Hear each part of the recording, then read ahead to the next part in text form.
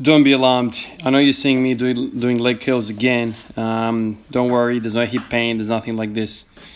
The reason why I'm doing this is purely just to hit my hamstrings a little bit more. This is on the back of me thinking about a couple of things last night. So after the training session yesterday, we went on a 20k bike ride. There was spots there that we pushed quite hard.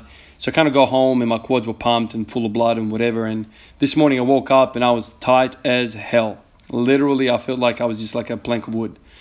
So before I started hitting the squats, I thought, let me just jump in here and do some leg curls. Last time I did leg curls, it was in the kind of hope to cure my hip pain. Now my hip pain is completely gone.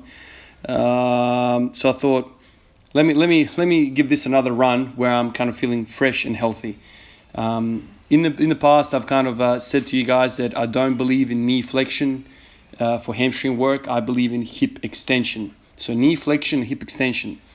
My understanding is all of the hamstrings flex the knee, and only a few have the ability to also extend the hip. So if you do knee flexion, you're going to get all of the hamstrings, and if you do hip flexion, you're going to do some of them. I've always made the argument that it's more beneficial to train hip extension rather than knee flexion. But if you only train hip extension, then you neglect a few of the hamstrings, because only a few hamstrings are involved in hip extension. Most of them, a lot of them are not. So kind of came to that kind of idea last night. I know this information before, and I thought, okay, maybe it's a good idea on a day where I'm not going to do a lot of volume as I planned, just because I'm not feeling fresh. I thought maybe this is a time to kind of experiment with this and see how it feels. I can say straight up that doing this ahead of the squats, it feels all right. It doesn't feel like, doing just a lot of squats. It doesn't. It kind of feels like your knees are warmed up and whatnot. Feels kind of warm, as you would, because you're warmed up. And also, I feel like, you'll see in one of the videos here, I feel like my freaking butt wink was just through the roof. And I don't know whether it's because I'm really tight today or whether it's because the hamstrings are pumped.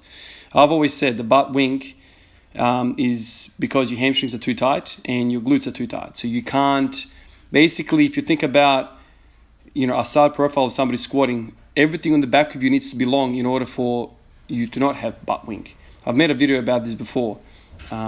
If you have excessive butt wink, it's basically an option of a couple of things. Your hip flexors are not strong enough, your psoas, because the psoas goes from your lower back to your leg. And so if that's really strong, it's able to keep your back flat. So number one, that's weak.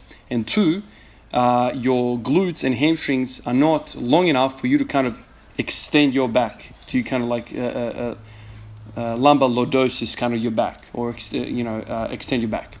So in the past, I used to have a lot of butt wink, like a lot of you guys, and that's how I addressed mine. I just worked on hip flexors and I worked on getting more length in the posterior chain, and that kind of worked for me. So I don't know. I also read a piece on T Nation about doing leg curls before squats. Interesting kind of perception. Just kind of challenged my thought, and I thought maybe today is going to be the day.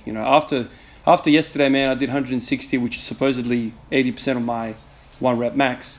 I did that for a set of 10, and just on that, I thought I'm probably going to be really sore today, and not really sore, but just really tight today, and it ended up being the case. So today I was hoping to get 5 sets of 10 under my belt. I ended up doing 3 sets of 10. I actually also had ideas of doing more volume, like with 60 kilos, and just rep out to like set of 30 or something like this, but not feeling it today, feeling tired. So that's what I did. By the way, if you type in 160 kilos times 10 reps on the 1RM calculator on bodybuilding.com, it spits out that my 1 rep max should be 213 kilos. So that's kind of promising to know that, I'm gaining more reps under, some decent weight. Definitely, I think the conditioning that I've kind of, achieved through doing a lot of rep work is helping me with that, absolutely. So this is 160. I feel like I'm quite strong. It's just I just feel flat. I feel like I don't have a reservoir today to kind of work hard. So yeah, that's kind of what I did today. And then after all of this, I ended up doing some deadlifts. The whole freaking deadlift session took me like 5 minutes, it seemed. You'll see it. A lot of it is a one take. I basically went up to 200 kilos in like a few minutes. Just singles. I didn't want to do a lot of volume. So this is 180 kilos. I don't know why, but I kind of seemed to like pause at the bottom a little bit. I don't know. I wasn't trying to do that. But it ended up being almost like a pause rep. Yeah, I kind of came to the stop. I didn't kind of bounce out of it. Yeah, so 180 moved well, even though I feel kind of shitty.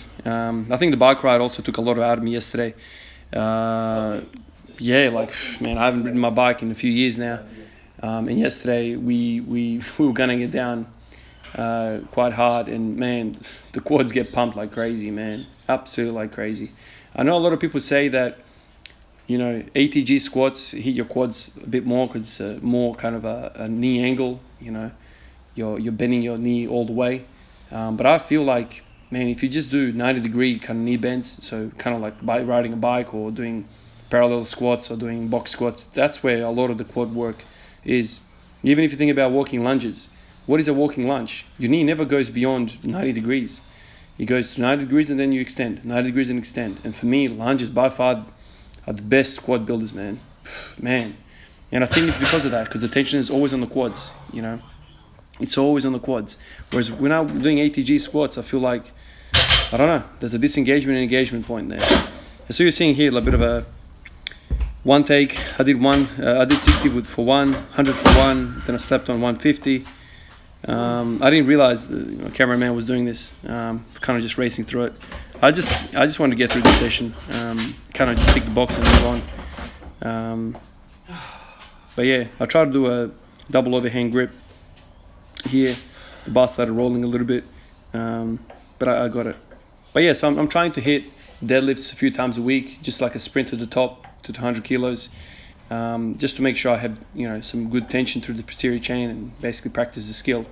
I certainly believe that all this squatting that I'm doing with the high volume, high reps, I think there's going to be a definite carryover to that deadlift. So I don't have to do a lot of volume on the deadlift and the squat. That's kind of the running diagnosis right now that I have, because I hit my 230 kg PR on the deadlift purely by not deadlifting 6 or more months. I was just squatting, and so I managed to do that. So I think the squat does fit into the deadlift a fair bit.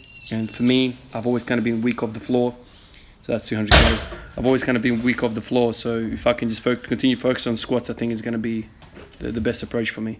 And so here I want to show you what I did.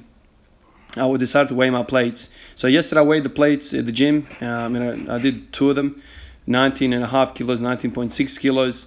And then we also weighed a non-bumper plate that was 2.5 kilos and ended up being 2.5 kilos. Some of you guys said that, it's not a, big enough sample. Well, I'm not going to go weigh the whole damn gym. Like, I can't do that. But I weighed basically a quarter of the weights that were on the bar, if you think about it. So there was 8 blue plates on the bar when I squatted it, and I basically weighed 2 of them, right? So the sample size is actually pretty good. My home weights here, you can see. So a lot of them were 20.1 kilos, and only one of them was 19.3, I think, from memory. So my weight seemed to be heavier in here. I don't know all of this stuff, and also the bar over there seems a little bit lighter as well. Whatever, I don't really care about this. I just wanted to kind of answer that question for myself because I was kind of wondering. But anyway, there you go. There's a lot of variation in the weights. Obviously, they're not calibrated plates, but whatever. For me, the journey is 300 kilos. So I'm not even nowhere near the ballpark anyway, so just keep working. All right, guys, I'll catch you in the next one. Peace out.